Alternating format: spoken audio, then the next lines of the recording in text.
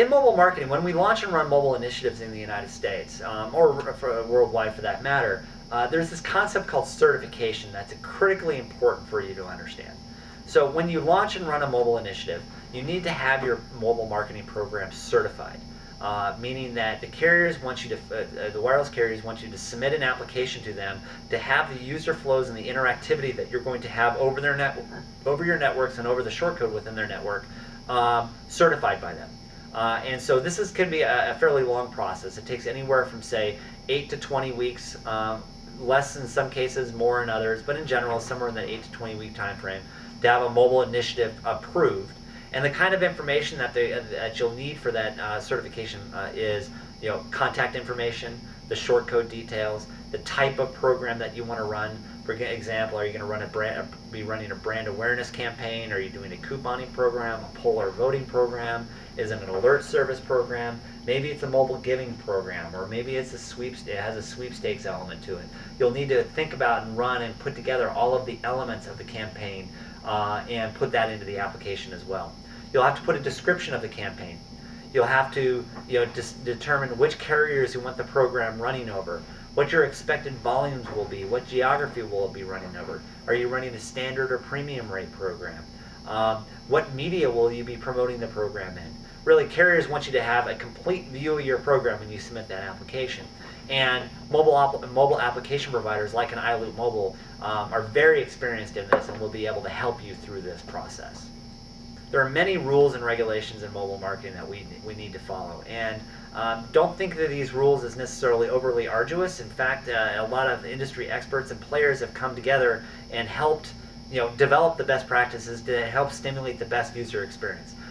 For instance, the Mobile Marketing Association by far is the world's leader in helping define and focus these rules, such as the fact that the Mobile Marketing Association has published the Global Code of Conduct for mobile marketers.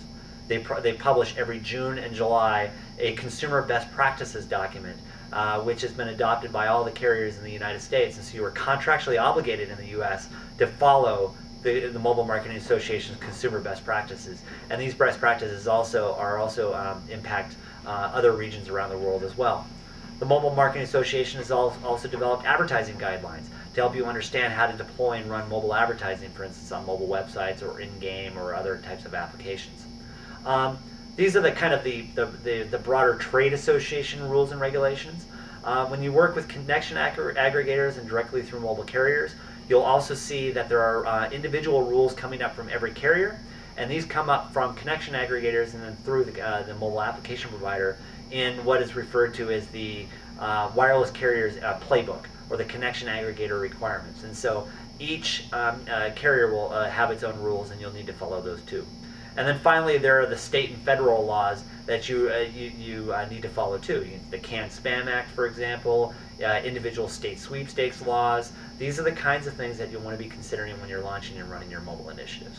So we've been talking a lot about mobile marketing, and I just want to leave you with some parting thoughts. Mobile marketing is here. It is a mass channel. It is a mass market channel for engaging and interacting with our consumers.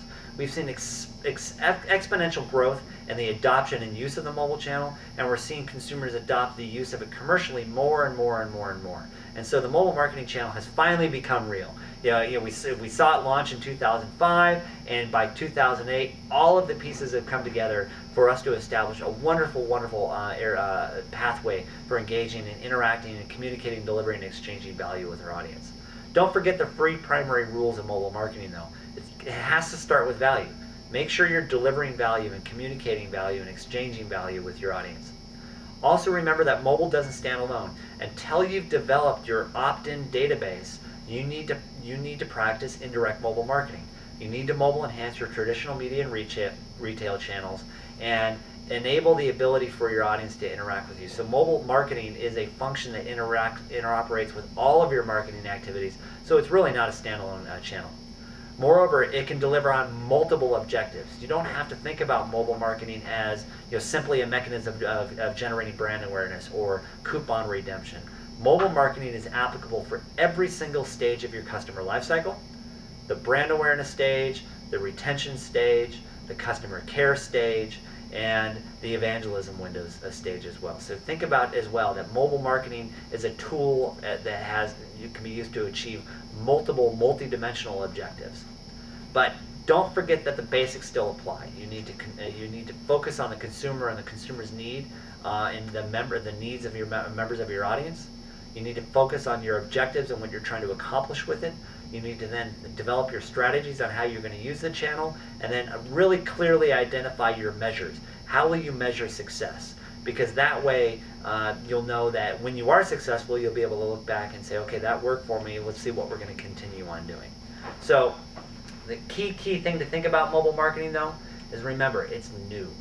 And we're all learning how to use it. And we're all learning what the most effective ways are, not to mention the fact that we're not talking to a mass market audience now. Ultimately, you're talking to an individual that has a device in their hands.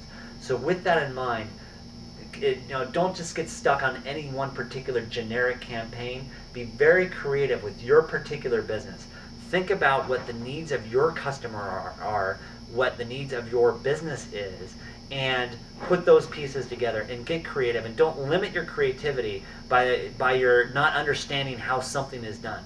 There are players in the industry. There is the Mobile Marketing Association. There is the Direct Marketing Association. There are companies like iLoopMobile that are here to help you to understand how to use this channel effectively for your particular audience.